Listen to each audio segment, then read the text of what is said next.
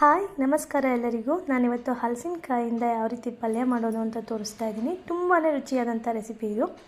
ನೀವು ಸೀಸನಲ್ಲಿ ಸಿಕ್ಕಾಗ ತಪ್ಪದೆ ಟ್ರೈ ಮಾಡಿ. ಒಂದು ಸಲ ಟ್ರೈ ಮಾಡಿ ನೋಡಿ, ಇದಕ್ಕೆ ಫ್ಯಾನ್ ಆಗಿಬಿಡ್ತೀರಾ.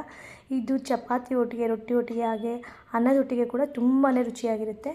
ನೋಡಿ, ಮೊದಲನೇದಾಗಿ ನಾನು ಕೈಗೆಲ್ಲ ಎಣ್ಣೆ ಸೋರ್ಕೊಂಬಿಟ್ಟು, ಚಾಕು ಕೂಡ ಸ್ವಲ್ಪ ಎಣ್ಣೆಯನ್ನು ಸೋರ್ಕೊಂಬಿಟ್ಟು ಈ ರೀತಿ ಕಟ್ ಮಾಡ್ತಾಯಿದ್ದೀನಿ. ಕಟ್ ಮಾಡೋ ವಿಧಾನವನ್ನು ನೀವು ಚೆನ್ನಾಗಿ ನೋಡ್ಕೊಳ್ಳಿ. ಅದು ಸ್ವಲ್ಪ ಅಂಟಂಟಾಗಿರುತ್ತೆ, ಹಾಗಾಗಿ ನೋಡಿಕೊಂಡು ನೀವು ಕತ್ತರಿಸ್ಬೇಕಾಗುತ್ತೆ.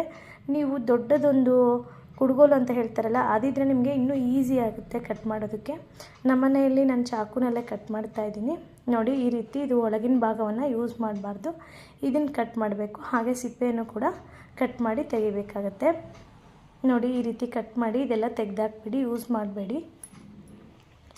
ಈ ರೀತಿ ಕಾಯಾಗಿರೋವಂಥದ್ದನ್ನು ತೊಗೋಬೇಕು. ಹಣ್ಣಾಗಿದ್ದರೆ ನೀವು ಅದನ್ನು ಹಣ್ಣಿನಿಂದ ಮಾಡುವಂಥ ಪದಾರ್ಥಗಳು ಮಾಡ್ಕೋಬೋದು, ಹಾಗೆ ಹಣ್ಣನ್ನು ತಿನ್ಬೋದು. ದೋಬೆ ಆಗಿದ್ದರೆ ಚಿಪ್ಸ್ ಮಾಡ್ಕೋಬೋದು. ಈ ರೀತಿ ತುಂಬ ಕಾಯಾಗಿದ್ದರೆ ಮಾತ್ರ ಪಲ್ಯ ಮಾಡೋದಕ್ಕೆ ಚೆನ್ನಾಗಿರುತ್ತೆ. ನೋಡಿ, ಈ ರೀತಿ ಕಾಯಾಗಿರುವಂಥ ಹಲಸಿನಕಾಯಿಯನ್ನು ನೀವು ಆರಿಸ್ಕೋಬೇಕಾಗತ್ತೆ ಪಲ್ಯ ಮಾಡೋದಕ್ಕೆ. ನೋಡಿ, ಈ ರೀತಿ ಚಿಕ್ಕ ಚಿಕ್ಕ ಪೀಸ್ಗಳಾಗಿ ನಾನು ಕಟ್ ಮಾಡಿ ತೊಗೊತಾ ಇದ್ದೀನಿ.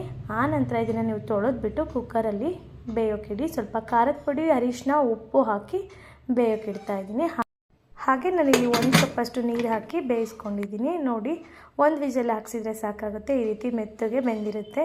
ಈ ಥರ ಬೆಂದಾದಮೇಲೆ ಒಂದು ಸೈಡಲ್ಲಿ ಇಟ್ಬಿಟ್ಟು ಇನ್ನೊಂದು ಪಾತ್ರೆಯಲ್ಲಿ 1 ಸ್ಪೂನಷ್ಟು ಆಯಿಲ್ ಹಾಕ್ಕೋತಾ ಇದ್ದೀನಿ. ಹಾಗೆ ಸಾಸಿವೆನ ಹಾಕ್ಕೋತಾ ಇದ್ದೀನಿ. ಜೀರಿಗೆ ಹಾಕ್ಕೊಬಿಟ್ಟು ಸ್ವಲ್ಪ ಚಟಪಟ ಸಿಡಿದ ನಂತರ ಹಸಿ ಕರಿಬೇವು ಹಾಗೆ ಶುಂಠಿ ಬೆಳ್ಳುಳ್ಳಿ ಪೇಸ್ಟನ್ನು ಹಾಕ್ಕೊಂಡು ಈ ರೀತಿ ಚೆನ್ನಾಗಿ ಫ್ರೈ ಮಾಡ್ಕೊಳ್ಳಿ. ಈರುಳ್ಳಿಯನ್ನು ಸಹ ನೀವು ಇಲ್ಲಿ ಬಳಸ್ಬೋದು. ನಾನಿಲ್ಲಿ ಈರುಳ್ಳಿಯನ್ನು ಹಾಕಿಲ್ಲ. ಹಾಗೆ ಧನಿಯಾ ಪೌಡರ್ ಹಾಕ್ಕೋತಾ ಇದ್ದೀನಿ. ಸ್ವಲ್ಪ ಗರಂ ಮಸಾಲ ಹಾಕ್ಕೊಳ್ಳಿ. ಆನಂತರ ನೀವು 1 ಚಿಟಿಕೆಯಷ್ಟು ಅರಿಶಿನ ಹಾಗೆ ಖಾರದ ಪುಡಿಯನ್ನು ಹಾಕ್ಕೊಳ್ಳಿ. ಖಾರದ ಪುಡಿ ಬೇಯುವಾಗಲೂ ಕೂಡ ಹಾಕಿದ್ದೀವಲ್ವ, ಹಾಗಾಗಿ ನೋಡಿ ಹಾಕ್ಕೊಳ್ಳಿ. ಎಷ್ಟು ಖಾರ ಬೇಕೋ ಅಷ್ಟು ಮಾತ್ರ.